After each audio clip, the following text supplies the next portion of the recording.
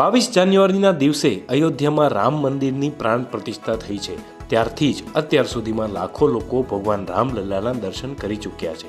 લાખોની ભીડ આજે પણ અયોધ્યામાં બાલક રામના દર્શન માટે લાલાયિત છે।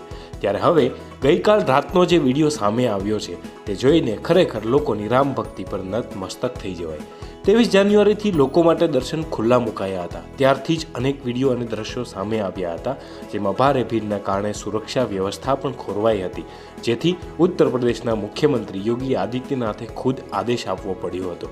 અને અંતે અયોધ્યામાં પોલીસ અને પેરામિલિટરી ફોર્સના સેંકડો જવાનોની મહેનતે વ્યવસ્થાને અમુક અંશે સુધારી હતી। કડકડતી ઠંડી અને તેમાં પણ રાત્રિનો સમય, લોકોની લાલસા માત્ર ભગવાન રામલલ્લાના દર્શન માટે જ હોય તેમ આખી રાત લાઇનમાં ઊભા રહી અને પ્રતીક્ષા કરી રહ્યા છે।